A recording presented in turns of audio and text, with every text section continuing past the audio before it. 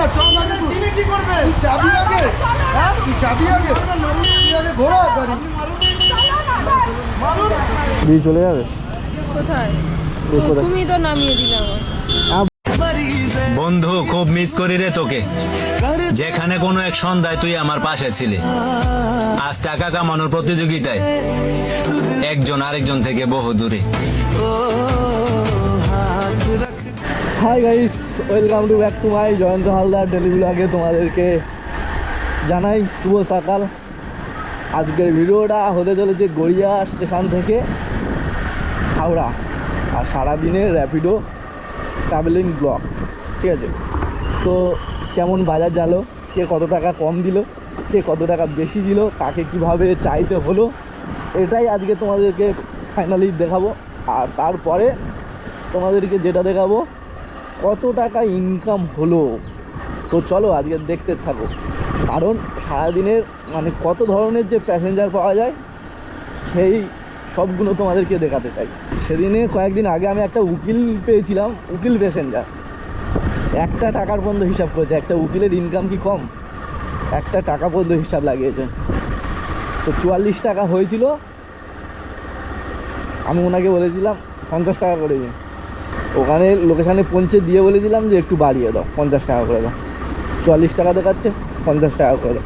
উনি আমাকে বললো যে 45 টাকা দেবো, 45 টাকা দেবো না, আর তুমি 50 টাকা কী করে চাইছো?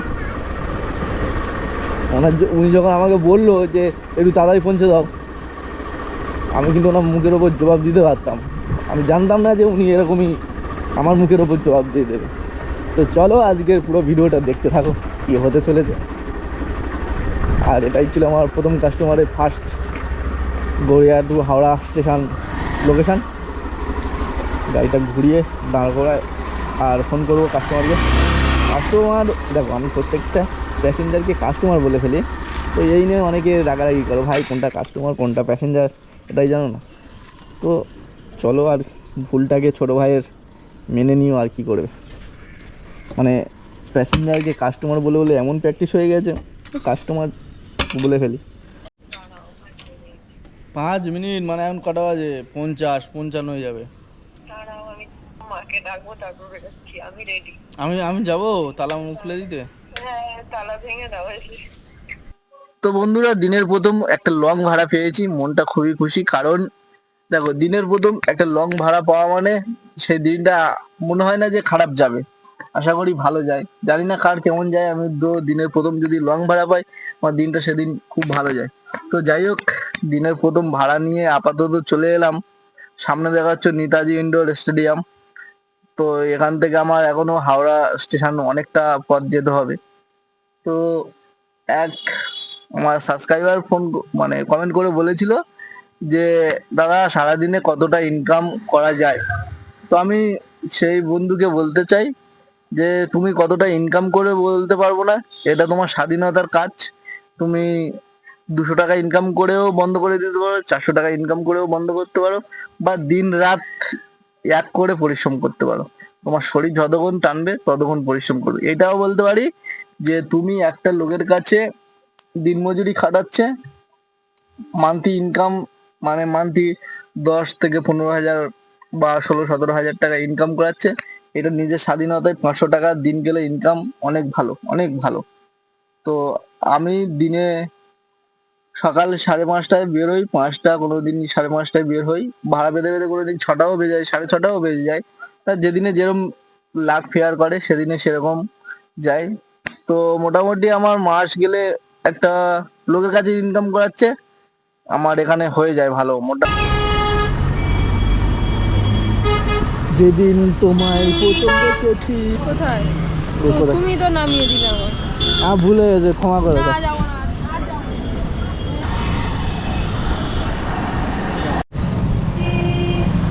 সেকেন্ড ভাড়া একটা পেয়েছি, দেখি ফার্স্ট ভাড়া হাওড়া, সেকেন্ড ভাড়া দেখি কোথায়। বললো পোস্ট অফিসের কাছে। ঠিক আছে ভাই, आपका कहाँ जाना भैया?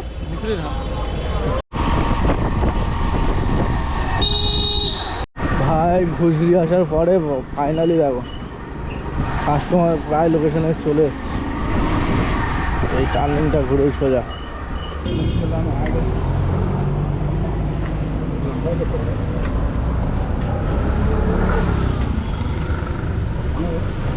वन 20 ভাইয়া নাই ভাই, কাস্টমার লোকেশনে চলে এসছে, একবার ট্যাগ করে ফোন করে দিই।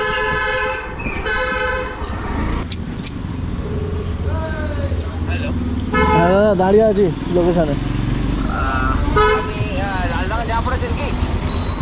হ্যাঁ হ্যাঁ, খয়েরি কলা। হ্যাঁ দাদা, বেশ যাই। হ্যাঁ হ্যাঁ, অনেকে তো ওই নিয়ে করতে পারবে না। হ্যাঁ হ্যাঁ, শরীরের সমস্যা হতে পারে। সারাদিন রোদ বৃষ্টি ঝড় ধুলো বালু।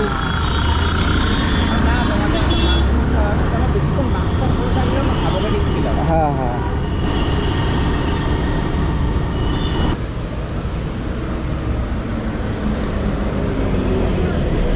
চলো ব্যবসা বন্ধ করে দিলাম। জয়ন্ত হালদার, হুম, ঠিক আছে। হ্যাঁ, কি বন্ধ করে দিলে? ব্যবসা বন্ধ। এখান থেকে তো ভাড়া নিতেই হবে আমার, না হলে পুরো লসে রান। প্রায় কেজরা গাড়ি কেজরামি করছে, এটাই হলো সমস্যা। সকালবেলা কেজরা গাড়ি ঢুকে গেছে,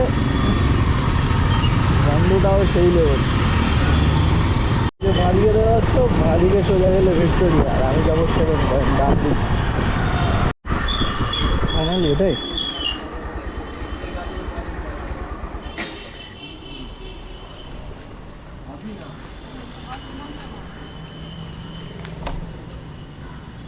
দি যাবো কোথায়?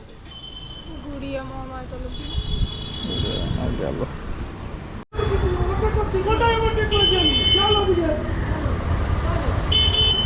এরকম করবেন না কোনো জায়গায়, চিনিসই না। চল আগে, চিনি কি করবে? তুই চাবি আগে, হ্যাঁ তুই চাবি আগে, তুই আগে ঘোরা গাড়ি।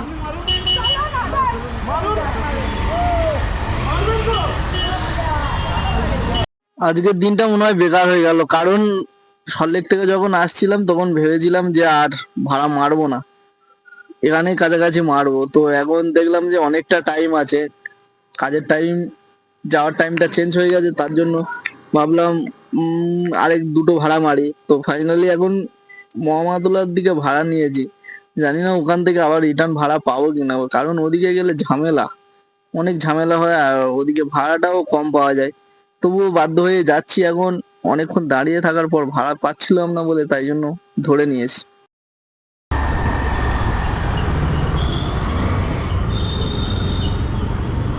৳1 মিল করে দিলে না?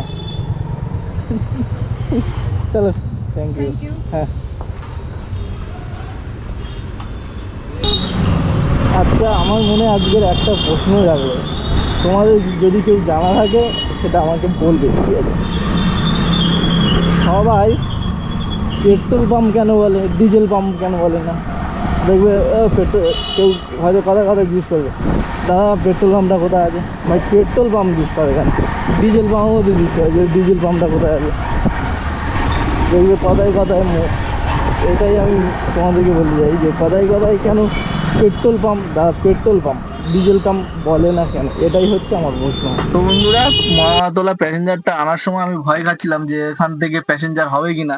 তো ফাইনালি দুটো অ্যাপসে ভাড়া পেয়ে গেছি, একটা হলো পিক আপ, এই পার্সেল পিক আপ, আর একটা হলো ম্যান পিক আপ। তো চলো আগে পার্সেল পিক আপটা করে নিই, কারণ ম্যান পিক আপ মানে প্যাসেঞ্জারকে বসিয়ে নিলে আর পিক আপ করতে পারবো না। তো চলো, এখানে এই যে লোকেশন আছে, এই লোকেশনে দেখি একবার ফোন করে নিই পার্সেলটা তোলার জন্য। হ্যাঁ ম্যাম, বলছি এই ট্রান্সফরমার পাশে দাঁড়িয়ে আছি, মনি অ্যাপার্টমেন্ট আছে ওখানে। বাড়িটা একটু কোথায়? দেখুন না, ওই মাঠের চারপাশে যে ফ্ল্যাটগুলো আছে, দেখতে পাচ্ছেন সব ফ্ল্যাটগুলো মাঠের চারপাশে। ওখানে একটা সবুজ রঙের বিল্ডিং, মনি অ্যাপার্টমেন্ট কোনটা আমি তো বুঝতে পারছি না। দেখতে পেয়েছেন মাঠটা? হ্যাঁ হ্যাঁ। এবার ডান দিকে ঘুরুন, ঘুরেই দেখুন সেকেন্ড ফ্ল্যাটটা, গ্রিন কালারের।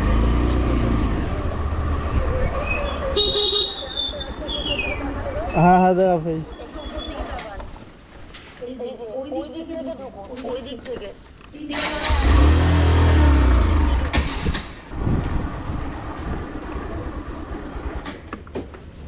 ভাই রে, কোথায় চলে এলাম?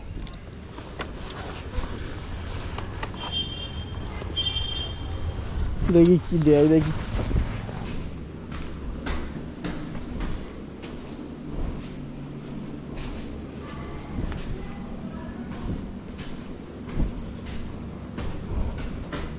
আপনি আমার ফোন নাম্বার মোবাইলে ডাইরেক্ট ও দেওয়া নেই এর মধ্যে? দেওয়া আছে। তাহলে ঠিক আছে। সোজা করে বসাবো। এই যে হলদিরামস বড় ও, আচ্ছা, আচ্ছা। সিটিটা, ওটাই যাবে। এক মিনিট।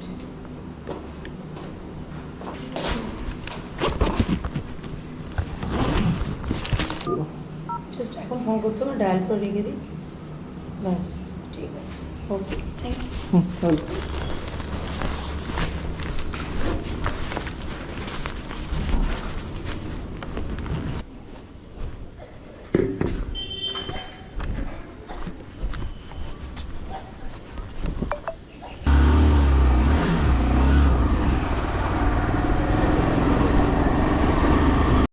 তো ভাই আজকের এক ঢিলে দুই পাখি মেরে দেবো, চান্স পেয়েছি। এখন পার্সেলটা তুলে নিলাম, এবার যাব ওই দাদাকে তুলতে। দাদা একবার ফোন করে দিয়েছিল, আমি বলছি আসছি, কারণ আমার একটু গুলিয়ে গেছে রোডটা। তো চলো চলো ভাই, সামনে থেকে বাঁদিক ঢুকে আবার বাঁদিক।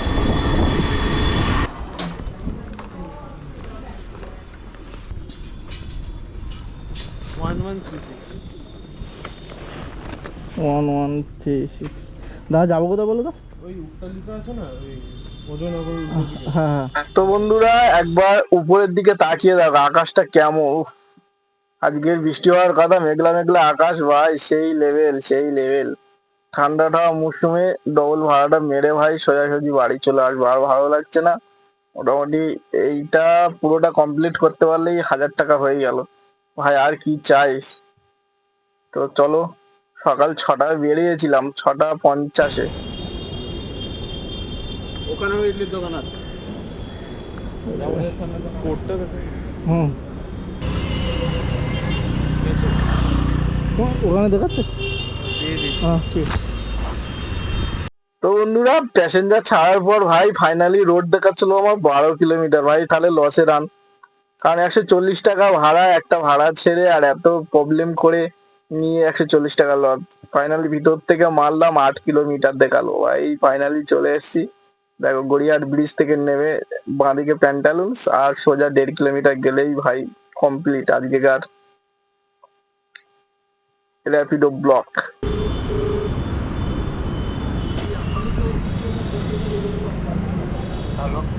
হ্যালো দাদা, গড়িয়াতে একটা পার্সেল দিয়েছিল, আমি এই গেটের সামনে দাঁড়িয়ে আছি। ভাই হলদিরাম ফুড সিটি, দাদাকে তো হ্যান্ড ওভার করে দিলাম। তো চলো এখন বাড়ির দিকে, গো টু রুম। আর এখন ঘড়ি কাটা 12টা ঠিক 12।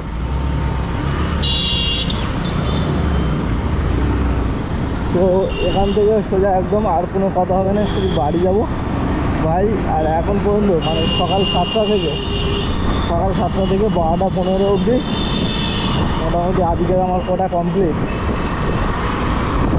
তো ভাবছো ভাই কটা অনেক সুবিধা না। তো ভাই আজকে 1000 টাকা হতে ঠিক 40 টাকা বাকি আছে। বাড়ি যাওয়ার পরে যদি 40 টাকা আমার বাড়ির দিকে ভাড়া পাই তো তাহলে মেরে দেবো, আর না হলে 40 টাকা বাকি থাকবে, বাড়ি পালাবো।